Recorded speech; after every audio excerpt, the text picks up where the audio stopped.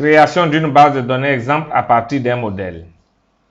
Si vous voulez découvrir Microsoft Access, mais que vous n'avez pas encore créé votre première base de données, vous pouvez créer une base de données prête à l'emploi à partir de l'un des modèles qui viennent avec le programme. De nombreux modèles reconfigurent le volet de navigation Access et le rendent complètement différent. Vous aurez donc besoin d'exécuter une ou deux commandes pour revenir à son aspect habituel d'Access. Suivez ces étapes pour la création d'une base de données. Premièrement, vous exécutez Access en utilisant l'une des nombreuses méthodes décrites précédemment. Par exemple, en cliquant sur le bouton Démarrer et en cliquant directement sur Microsoft Access. Cela vous ramène à cette fenêtre. Deuxièmement, vous cliquez sur Nouveau. Si ce n'est déjà sélectionné, il est déjà sélectionné dans notre cas ici. Dans la section Modèle disponible, ici, cliquez sur Exemple de modèle.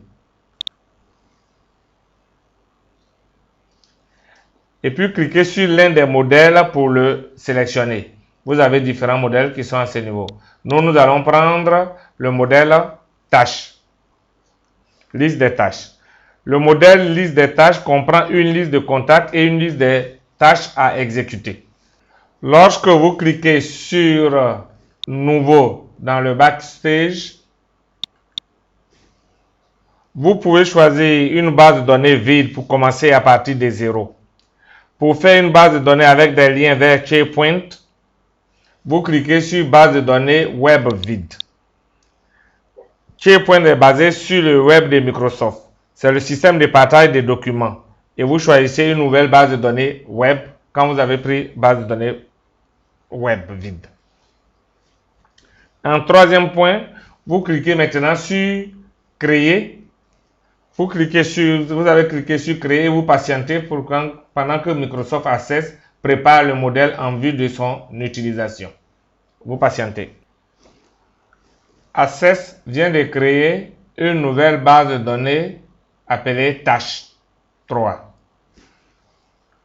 Vous allez cliquer sur le bouton Activer le contenu qui nous signale qu'il y a un avertissement de sécurité pour nous dire que du contenu actif a été désactivé.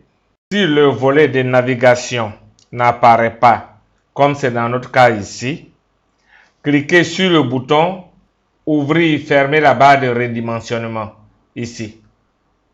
Et vous avez votre volet de navigation qui vient d'apparaître. Maintenant, vous allez cliquer sur le titre de la fenêtre du volet de navigation pour choisir comment vous voulez regrouper vos différents objets Access. Dans notre cas ici, nous allons les regrouper par type d'objet. Quand vous cliquez sur type d'objet, vos différents éléments sont regroupés par type d'objet. Les états, les formulaires, les requêtes et les tables. Maintenant, vous avez une base de données que vous pouvez explorer à titre d'exemple.